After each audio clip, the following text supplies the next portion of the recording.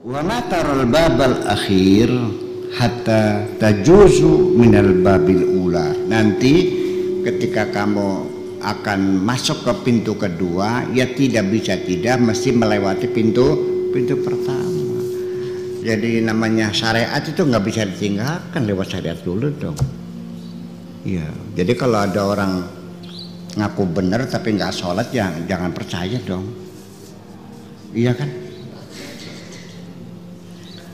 Ngaku jadi wali, nguyune ngadeg beli cewek pisan. Ngakunya waliullah, kencingin sambil berdiri, nggak cebok sekali ya gitu. Gimana lagi? Ukhruj biqalbika minad dunya. Iya. Keluarkan hatimu ini dari dunia. Maksudnya buang segala kepentingan dunia dari hatimu itu. Bersihkan hatimu dari urusan-urusan dunia ini. Hatta tadkhula ilal ukhra. Ajak masuk hatimu ke alam akhirat. Ukhdum Syekhal Hukmi. Ya. Berkhidmatlah kepada mursyidmu, kepada gurumu itu. Hatta yadkhula bika ila syekhil ilmi. Nanti Syekhul Hukm itu artinya seorang kiai syariat. Nanti dia yang bisa menghantarkan kamu, memperkenalkan dengan seorang syekh ruhaniyatnya sendiri. Ukhruj minal khalqi, keluar dari kemakhlukan, hatta ta'rifal haqqa azza wa jalla, sampai kamu kenal Allah dengan sesungguhnya.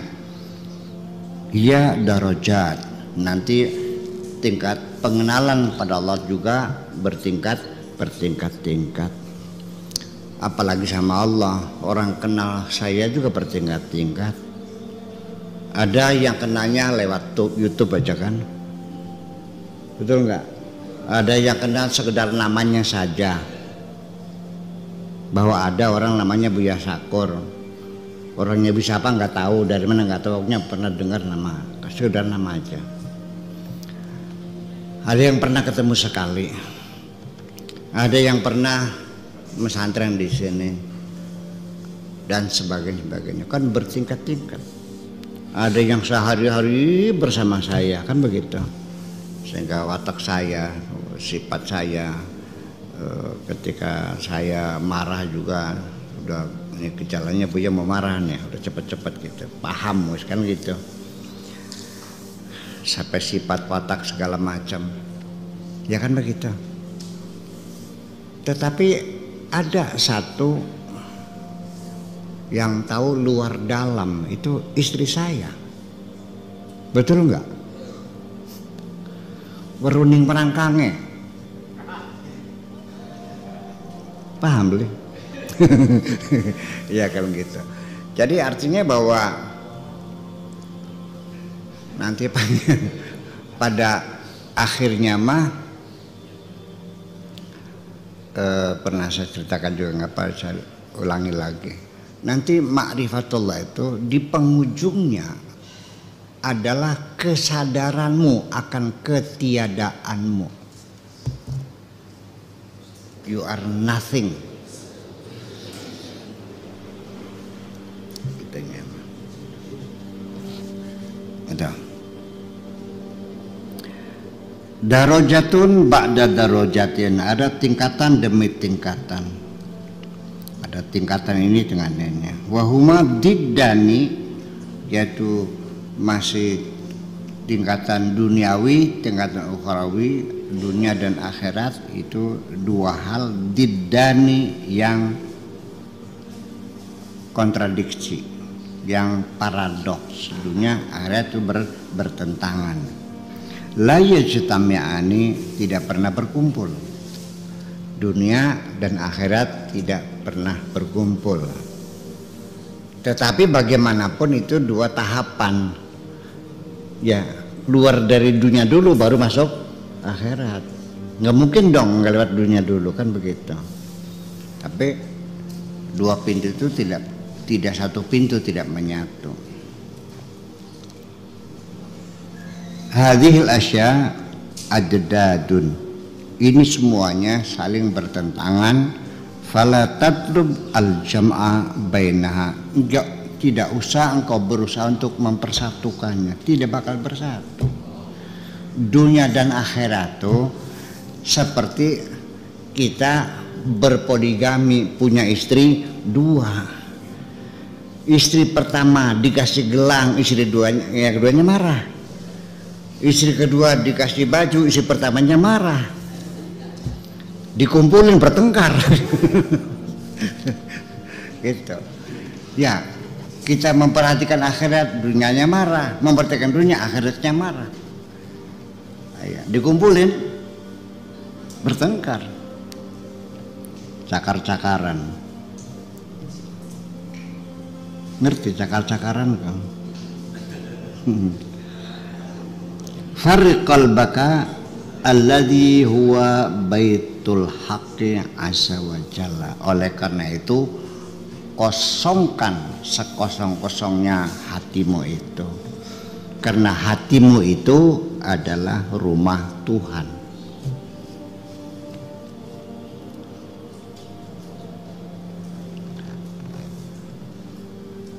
La tada' fihi ghairahu, jangan biarkan selain Allah bisa masuk ke dalam hatimu. Kosongkan, karena hatimu adalah rumah Tuhan. Jangan boleh ada selain Allah masuk ke dalam hatimu.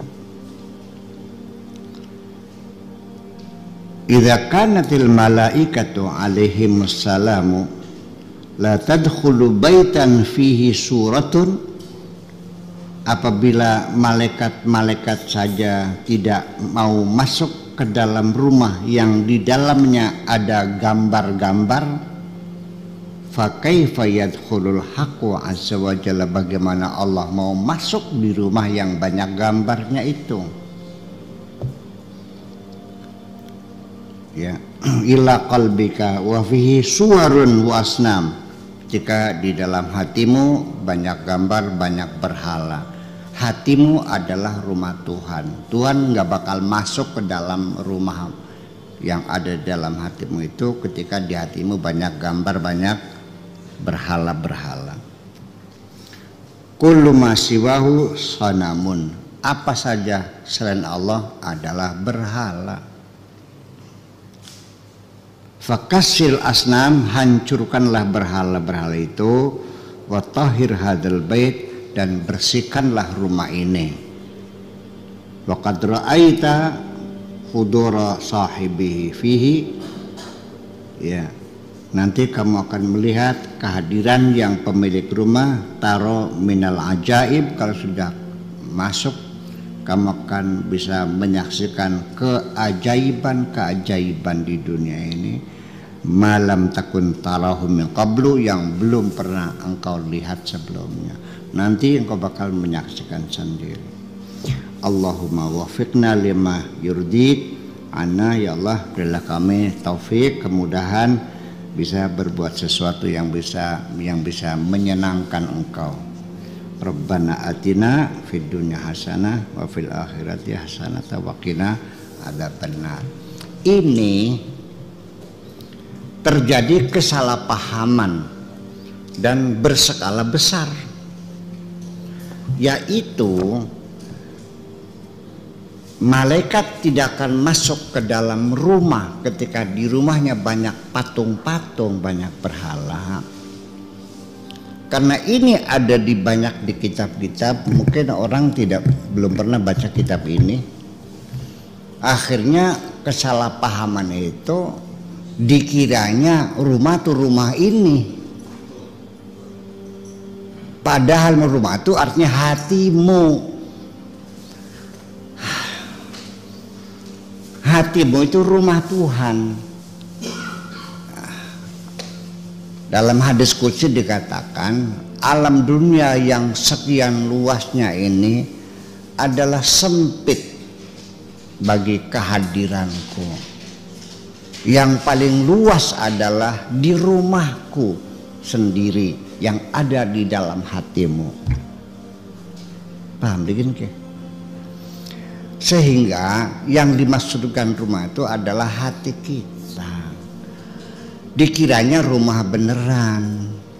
Akhirnya banyak orang-orang yang berpaham tasawuf itu rumahnya tidak boleh ada gambar-gambar.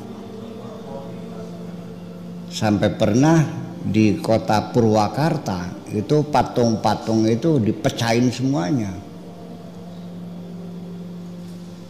Dengar nggak pernah? Ya karena nanti malaikat nggak bisa masuk kota Purwakarta, gitu. Ya, saya bantu beliau Pak Deddy Mulyadi, saya bantu. Malah sampai 2 tahun saya bolak-balik ke sana. Ya, dalam salah satu pertemuan dengan para ulama yang di Purwakarta, saya jelaskan seperti ini. Patung-patung di Purwakarta itu patung wayang, ya kan? Ada Gatot Kaca, ada Kresna, Samiyaji, ya kan? Siapa lagi itu? Semar, ya kan? Itu bukan berhala, itu patung. Paham enggak? Kalau berhala itu tidak selalu berbentuk patung. Apapun yang disembah selain Allah itulah namanya berhala. Itu namanya patung sebagai hiasan. Kalau hiasan mah di semua negara Islam juga banyak patung mah. Malah patung presidennya lagi masih hidup. Ya kan? Silakan masuk di Mesir, di mana, di museumnya, di Giza, di piramida, di Abul Haul, ini semuanya patung-patung dipelihara kok. Di Libya, negara Islam yang keras Islamnya, di museum-museumnya patung-patung Funikia, ya, Funik gitu, peninggalan-peninggalannya, malah patung-patung telanjang, malah kemaluannya kelihatan semuanya. Dipelihara karena itu karya manusia, itu sifatnya kesenian. Paham nggak? Masih dihancur-hancurin. Nah, patung yang berhala yang paling berbahaya yang kau sembah sehari-hari dan kau tidak sadar itu berhala duit. Iya. Jadi begitu maksud saya. Jadi ya keliru. Baitu itu bukan bait rumah. Ya, bahwa hati orang beriman itu adalah rumah Tuhan. Jadi berhalanya jangan masuk ke dalam hati, bukan dalam rumah kamu. Rumah kamu silakan mau patung kamu silakan aja, tapi jangan masuk ke dalam hati. Itu hati persoalannya. Jadi orang kadang-kadang memahami kemusyrikan, keberhala segala macam itu saya nggak jelas. Sampai jimat saja musyrik segala macam. Dianggapnya karena meyakini ada kekuatan selain Tuhan. Loh, gimana lagi ya? Saya jelaskan. Oke. Sebab dengan dia bawa jimat, malah dia semakin berani, semakin yakin, dia lebih yakin kepada jimat daripada pada Allah. Oke. Sekarang mumpung ada Pak Didik nih. Orang ke Timur ya, Timur ya. Itu ke mana? Katakanlah tenaga medis lah, ya ke sana. Yang satu dikasih pistol, yang satu saya kasih jimat.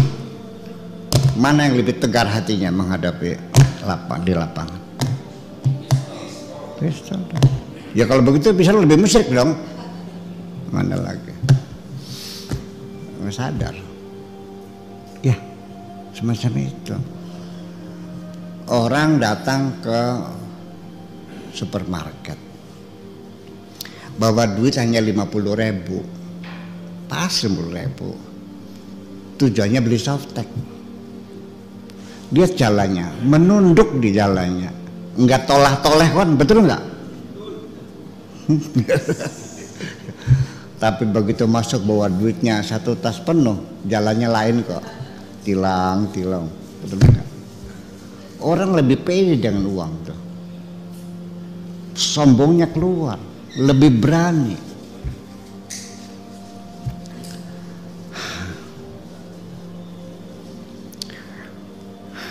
Orang yang uangnya berkoper-koper akan berani membentak saya, tapi orang nggak punya uang nggak bakal berani, iya kan? Ketika orang itu mencari uang, mengorbankan agamanya, mengorbankan kehormatannya, mengorbankan anaknya semuanya. Kalau semuanya kau korbankan, bukankah itu berhala? Engkau menyembah harta kok. Allah tahu engkau menyembah berhala berupa uang. Sampai agama juga dikorbankan. Ada enggak orang jual agama? Ada. Wa syarauhu bisamanin bakhsin darahima wala tasyaru bi ayatillahi samanan qalila. Jangan kau jual agamamu dengan harga yang murah. Tidak sedikit di dunia banyak orang yang menjual agamanya untuk kekuasaan kok. Betul nggak? Iya dong. Mana lagi? Ya tahu diri aja lah. Saya tidak bisa menguraikan panjang lebar, tetapi realitanya seperti itu. Berhala itu tidak mesti berupa patung kok. Patung itu adalah hiasan. Ketika disembah namanya berhala. Tetapi berhala yang tersebar di mana-mana adalah berhala-berhala yang ada di kantongmu itu kok. Ya. Kenapa disebut berhala? Karena engkau korbankan segalanya untuk menyenangkan berhala itu. Kamu punya patung, tidak banyak berbuat apa-apa kok. Ngomong juga gak bisa patung tuh. Ya kan? Gebuk juga gak bisa ngebalas. Tapi dengan uang engkau mengatakan, aku bisa berbuat apa saja.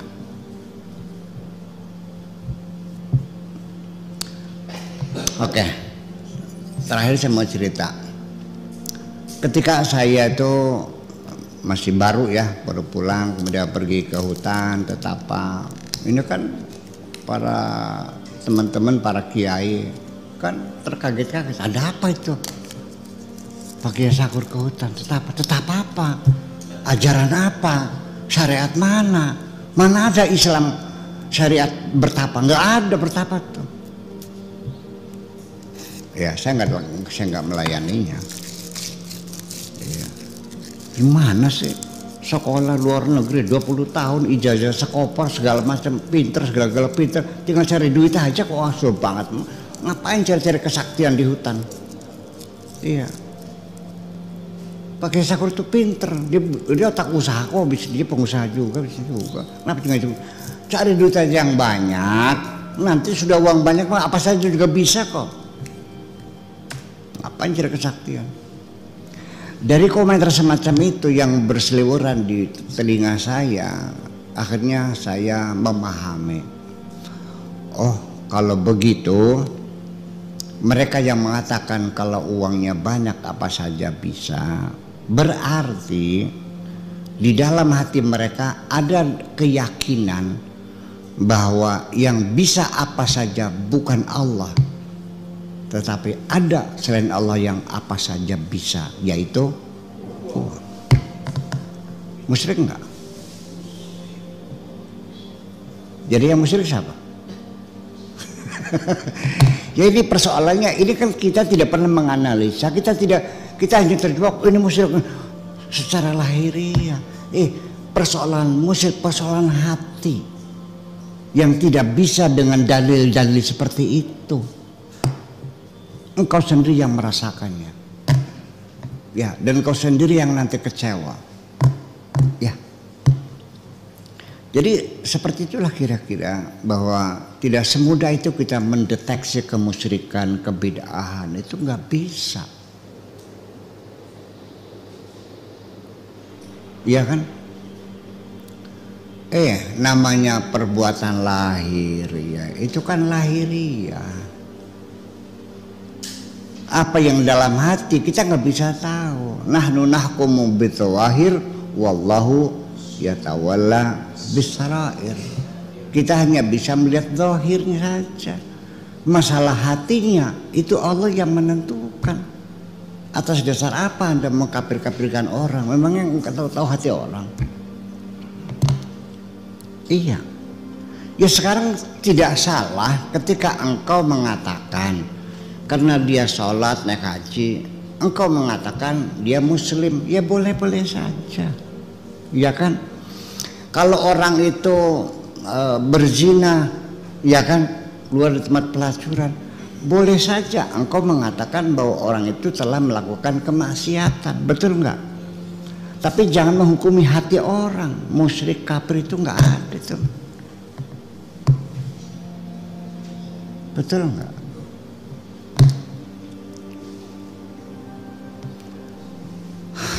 Ya itulah. Jadi kayak sok apa? Paling tahu tuh. Bisa menganalisa hati orang.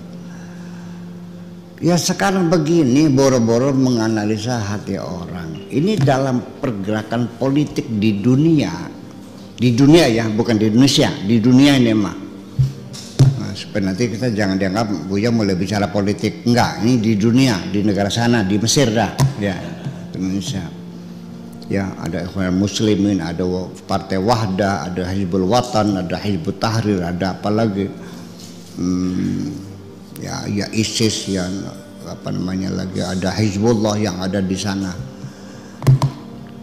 Ya, itu kan kita sudah baca peta politik nih. Ini kan kepentingan. Iya, itu kan untuk mendapatkan kekuasaan melalui jalur agama. Agama dijadikan alat untuk mencapai satu kekuasaan. Itu berarti menjual agama bukan? Ya. Gerak-gerik. Ini peta politik kita baca. Kekuatan yang berimbang, ini begini, ini dukungan dari Iran, ini dukungan dari Moskow, ini dukungan dari Perancis, kita baca semuanya dan indikatornya jelas. Analisa politik kita bikinkan begini. Malah kita bisa menebak ini bakal yang menang, ini bakal yang kalah, bisa toh. Dengan indikator yang begitu nyata, seringkali kita meleset kok. Apalagi kita menganalisa hati orang yang kita tidak mengenali indikatornya apapun. Tidak didukung dengan fakta-fakta di lapangan yang kuat, nggak ada.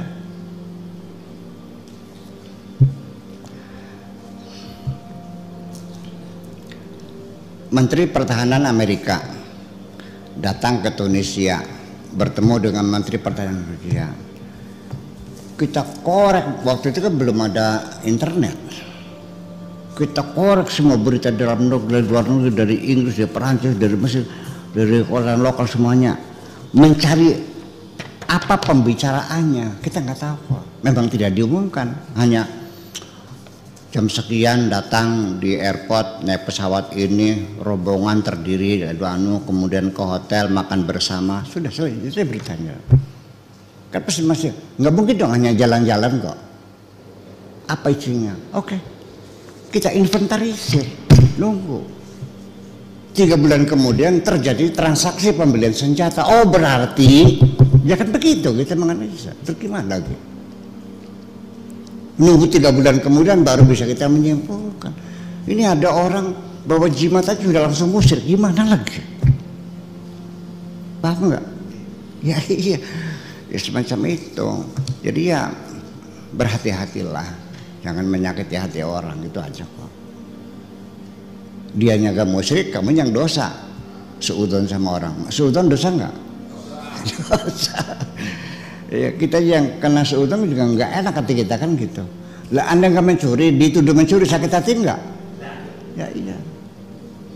Itulah makanya. Jadi sekali lagi nanti pada akhirnya mah bagaimana caranya kita membersihkan hati supaya jangan ada yang masuk siapapun nama kita kecuali hanya Allah yang masuk. Ya, salah satunya jangan ada gambar-gambar, jangan ada patung-patung. Nah, gambar siapa? Gambar ini artinya kesenangan dunia, ya, kemewahan dunia, seperti itu saja. Dan bahwa artinya dengan semakin kita banyak dunia berlimpah ruah, kita semakin sibuk dan kita akan lupa, nggak bakal ingat sama Allah. Kamu nih percaya nggak? Biasanya ingat sama Allah kalau lagi bangkrut.